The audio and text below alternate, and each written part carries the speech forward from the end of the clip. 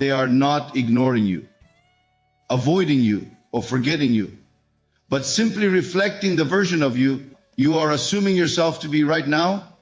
Love is not chased, it is assumed. Your reality is not shaped by effort, but by identity. Right now, your specific person is not separate from your consciousness. They are responding to the version of you you consistently occupy in imagination. Change that state, and everything changes. You are not here to figure out the middle. You are not here to negotiate steps, decode signs, or chase movement in the outer world. That is where most people lose their power. They keep looking at the distance between where they are and where they want to be, and in doing so, they keep confirming separation.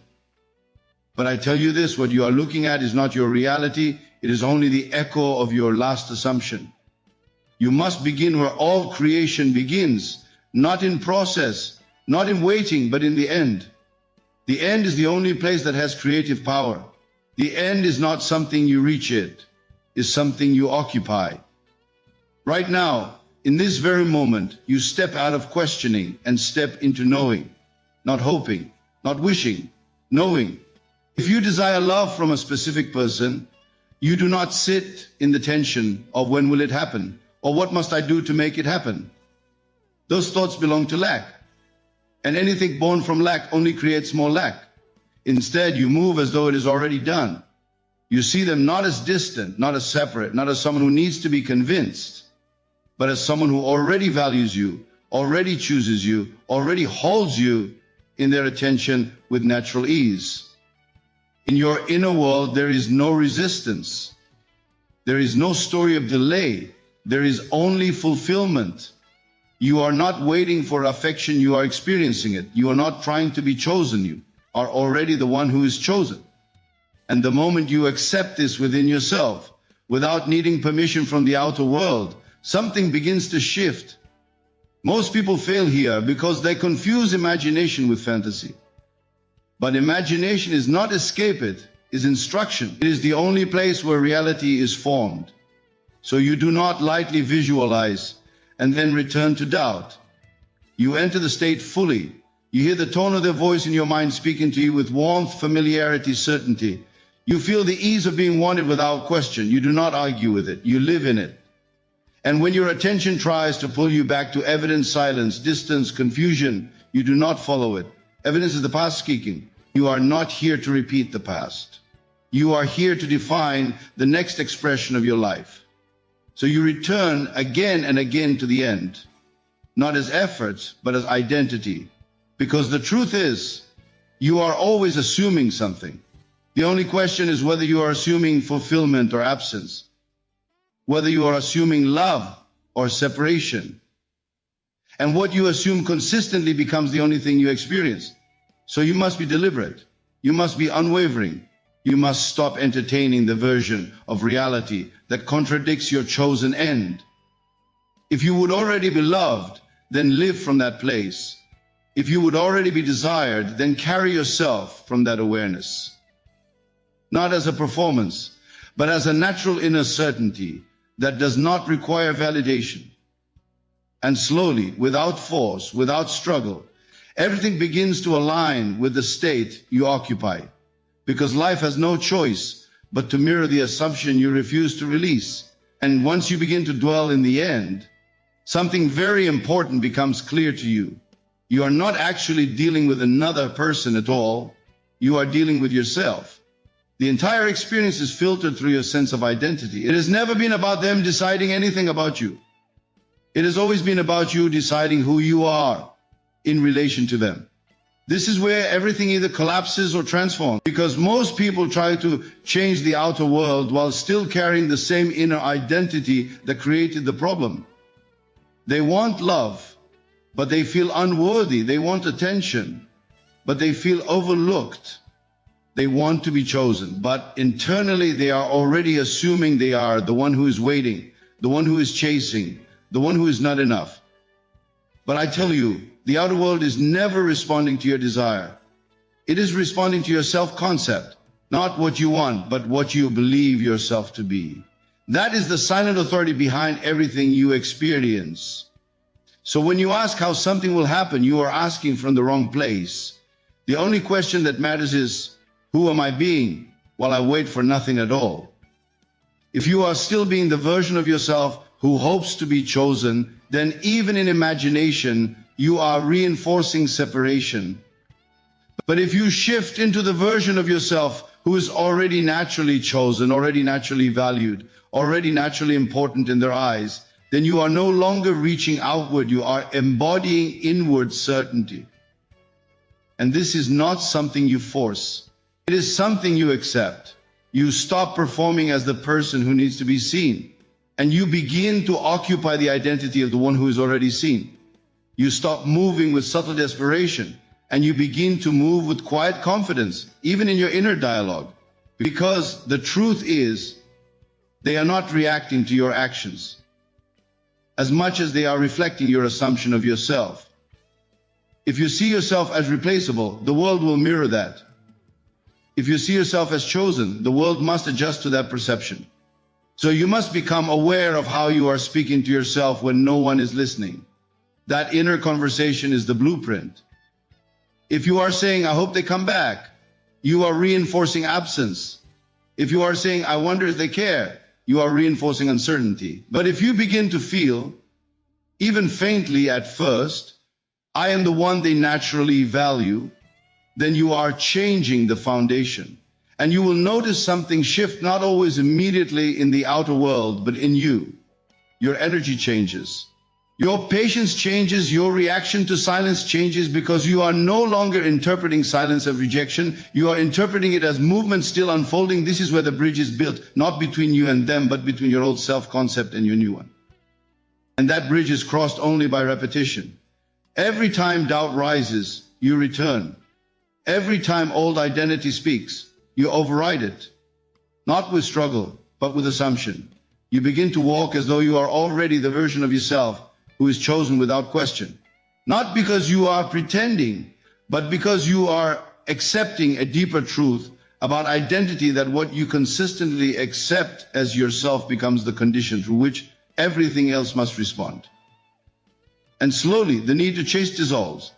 The need to convince fades. Because you are no longer trying to be loved from the outside in. You are embodying the state from the inside out. And that state becomes the only reality you recognize. And when you begin to stabilize that identity within yourself, something even deeper must be understood. You are constantly creating through the act of inner seeing. Not occasionally, not randomly, but continuously. Every thought that is held with attention is a seed. And imagination is not something separate from life. It is the very soil in which life is formed before it ever becomes visible. Most people dismiss imagination because they cannot yet see its results. But that is the misunderstanding. You are not meant to see it first. You are meant to accept it first. What you consistently dwell upon in your inner world is already taking shape, even while your senses tell you nothing has changed. Your senses are not creative. They are reflective. They report what has already been accepted within. So when you imagine being loved, when you imagine being desired, when you imagine being prioritized without question, you are not escaping reality. You are planting it. And the mistake most make is that they treat imagination like entertainment. They enter it briefly, then step out of it the moment discomfort returns. But imagination only becomes powerful when it is sustained, when it is felt, when it is lived in as though it is the only reality available to you. You must understand this clearly. What you repeatedly imagine with feeling is not wishful thinking. It is instruction to life itself. It is a command impressed upon the deeper levels of consciousness that govern your experience. And life does not debate your instructions. It simply reorganizes itself to reflect them. So I say to you, stop treating the inner scene as temporary relief. Treat it as the main event. When you close your eyes, you are not pretending. You are entering the only place where creation actually occurs. In that space, you are not hoping they love you. You are experiencing the naturalness of being loved by them. You are not questioning their attention. You are feeling it as already given. Hold the scene.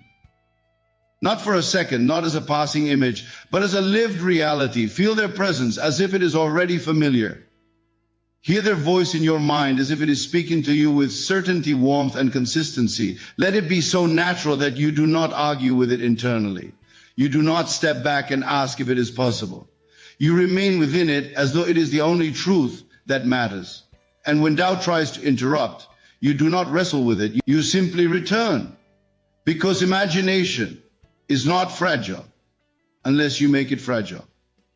It only loses power when you abandon it for the outer world too quickly. But when you persist in it, it begins to harden into fact. This is why repetition matters. Not mechanical repetition, but emotional repetition. You are impressing a new reality into yourself, and every return to the imagined end strengthens the impression. Slowly, the inner experience becomes more real than the outer contradiction. And when that happens, your reactions to the outer world begin to change without effort. You stop overanalyzing messages. You stop reading silence as rejection. You stop seeking confirmation because you are already occupied with fulfillment. And that inner fulfillment becomes the state from which you naturally operate. Because imagination does not ask permission. It does not wait for evidence. It creates evidence. And what you consistently dwell in with feeling becomes the only thing your life can mirror back to you. And as you continue to dwell in that inner scene, something subtle but absolutely essential begins to separate those who merely imagine from those who truly transform their reality. You must feel it real. Not think it real, not analyze it real. Not repeat it like empty words, hoping something changes. You must enter it so deeply that it becomes a lived emotional fact within you. Because thinking alone does not impress life. Thinking is surface level. Thinking is unstable. It shifts easily with circumstance. But feeling is the language of creation. Feeling is what carries weight. Feeling is what leaves an imprint. So when you imagine being loved, do not stand outside the experience like an observer. Step into it completely. Let it wrap around you as though it is happening now. Let your inner world respond as if it is already true. There is no distance between you and the experience. You are not watching it unfold, you are in it. You must understand emotional certainty is what determines direction. If you only think they love me, but feel uncertainty, doubt, or waiting, then the feeling overrides the thought. But if you cultivate the feeling of already being loved, calm, natural, unquestioned, then that feeling becomes the dominant signal. So do not rush this. Sit with it. Let it settle into you. What would it feel like if there was no question at all? What would it feel like if you were already chosen, already important, already held in their awareness with consistency and warmth? Not as something coming, but as something established. Feel that. Not for a moment of imagination, but as a state you return to again and again until it becomes familiar. Familiarity is the key, because what feels familiar to you internally will eventually feel natural externally. You are not trying to convince anyone. You are not trying to influence a person through effort. You are simply embodying a feeling so real that your whole inner being accepts it as truth. And once it is accepted internally, the outer world has no choice but to conform. Most people fail here because they remain in mental repetition without emotional embodiment. They say the words, but their body is still in contradiction. They imagine the scene, but their feeling is still rooted in absence. And absence always reproduces absence. But when you shift into emotional certainty, something changes in your entire presence. You stop reacting from lack. You stop interpreting every delay as rejection. You stop checking reality for proof because you are already experiencing the fulfillment inwardly. This is why feeling is the bridge, not effort, not force. Feeling is the point where imagination becomes experience. And experience, once accepted, becomes reflection. So when you enter your inner world, do not just see it, live it. Feel the ease of it. Feel the normality of it. Feel the quiet confidence that nothing is missing. Let it saturate your awareness until it becomes the only thing you recognize in that moment. And the more you return to that feeling, the more your inner state stabilizes. And once the state is stable, life cannot help but express it outwardly. And once you begin to feel it real, something even more important is required of you, because the moment you return to the outer world, everything will try to pull you back into old identity. Old evidence will speak loudly. Old silence will feel convincing. Old patterns will attempt to reassert themselves as truth. And this is where most people collapse, not because their assumption was wrong, but because they did not persist in it. Persistence is the difference between a passing thought and a lived reality. You are not asked to believe once and then wait. You are asked to remain faithful to the inner state you have chosen, regardless of what appears to contradict it. Because the outer world is not telling you what is true. It is showing you what you have already been consistent with in consciousness. So I say to you, do not shift. Do not oscillate between faith and doubt. Do not spend one moment feeling fulfilled and the next moment reacting as though nothing has changed. That division destroys movement. It keeps you trapped in repetition of the same cycle. Instead, every time doubt rises, you return. Not in struggle, not in desperation, but in quiet authority. You return to the assumption. You return to the feeling. You return to the identity you have chosen. Even if the world is loud, even if silence persists, even if nothing appears different yet. Because persistence is not about ignoring reality, it is about refusing to be defined by it. You are not here to negotiate with appearances. You are here to stand in an inner decision until that decision hardens into fact. And the moment you allow external evidence to override your inner assumption, you collapse the very thing you are trying to build. So you must become steady, not emotionally reactive, not easily swayed, not dependent on confirmation. You must become the one who returns no matter what. The one who does not abandon the inner state simply because the outer world has not yet caught up. And understand this clearly, there will always be a gap between assumption and manifestation. That gap is where persistence is tested. It is not a sign of failure. It is the natural unfolding of movement. But if you fill that gap with doubt, you delay everything. If you fill it with consistency, you accelerate alignment. So when nothing changes outside, you do not interpret it as rejection. You interpret it as continuation of movement already begun. When silence appears, you do not assume absence. You assume unfolding. When old behavior appears, you do not abandon your inner state. You reinforce it even more firmly. Because what you persist in becomes the only thing that survives in consciousness. Everything else fades under consistency. And slowly, something remarkable happens. You stop needing to fight doubt, not because it disappears instantly, but because it loses authority over you. It becomes background noise instead of direction. And your inner assumption becomes the only thing you return to without question. This is where power is reclaimed, not in momentary relief, but in unwavering return. Again and again, you return to the end. Again and again, you return to the feeling. Again and again, you return to the identity you have chosen, until it is no longer something you practice, but something you are. And as you remain faithful to that inner state, something very important must be understood, or you will lose your peace right at the threshold of manifestation. The outer world does not move in the same instant as your assumption.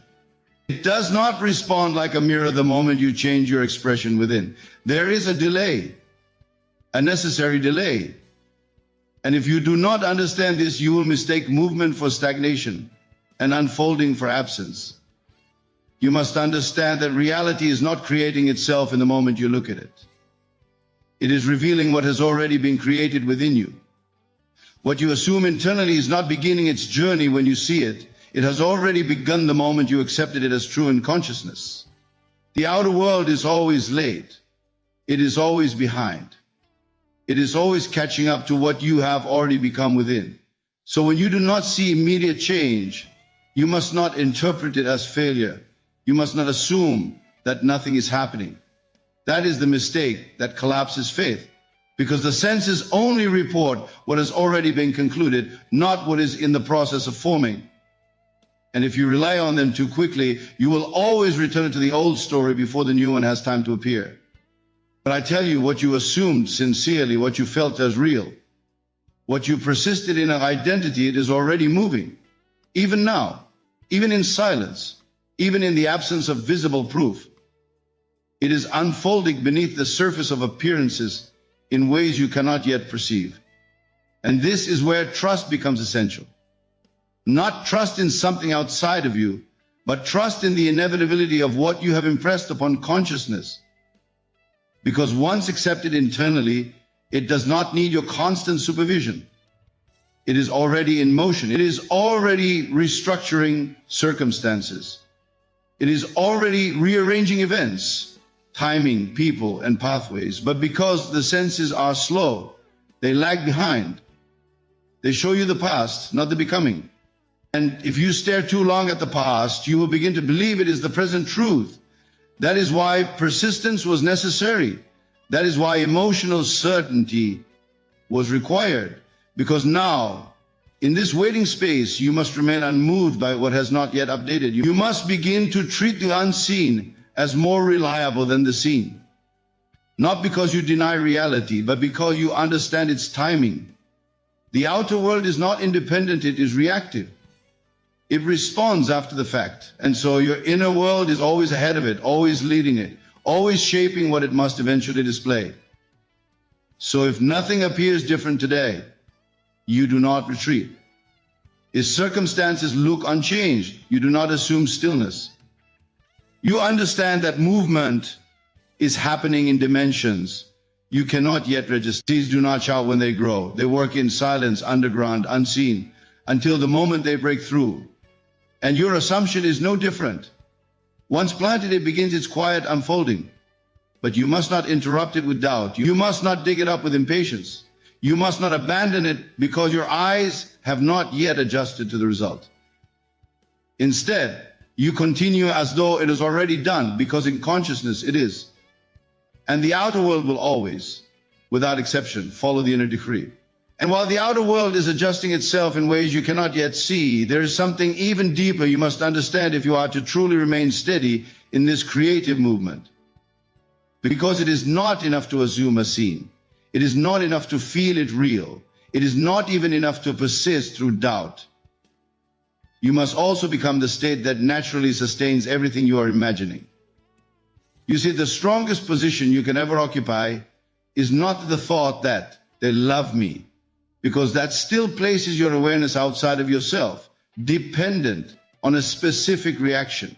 The real shift happens when you turn inward and declare from being, I am someone who is naturally loved. I am someone who is chosen without effort. I am someone who is valued as a natural expression of life. This is not about the other person anymore. This is about identity. Because everything in your experience is filtering through who you believe yourself to be. Not occasionally, not sometimes, but constantly. Life does not respond to isolated desires, it responds to dominant identity. And when your identity is unstable, your experience becomes unstable. When your identity depends on external validation, your peace becomes fragile. But when your identity is rooted in the understanding that you are naturally loved, not because of performance, not because of effort, but because it is your state of being, something within you settles, something stops reaching, something stops grasping. And in that settling, you become magnetic, not through force, not through strategy, but through coherence. Because what you are being within yourself is always what is reflected back to you. If you are internally someone waiting to be chosen, you will continue to experience waiting. But if you are internally someone who is already chosen as a natural fact of existence, then everything begins to respond from that level of certainty. This is where self-love is not a concept, not a practice, not an affirmation repeated mechanically, but a state of being. It is the absence of inner rejection. It is the absence of self-negotiation. It is the quiet acceptance of yourself as someone worthy of being loved without condition. And when you occupy that state, you no longer need to convince anyone of your value. You are no longer broadcasting neediness, subtle or obvious. You are no longer seeking reassurance from absence. Instead, you are resting in the feeling of being someone for whom love is natural, inevitable, and consistent. And from that place, everything changes, not because you are trying to change others, but because you are no longer operating from lack. You are no longer asking. You are no longer waiting. You are no longer measuring your worth against responses. You simply are. And that being carries a different weight in consciousness. It carries stability. It carries assurance. It carries the quiet confidence of someone who does not need to chase what already belongs to their state. And slowly, without effort, without strain, without emotional collapse, your entire reality begins to reorganize itself around that identity. Because life cannot help but mirror the state you continuously inhabit within yourself.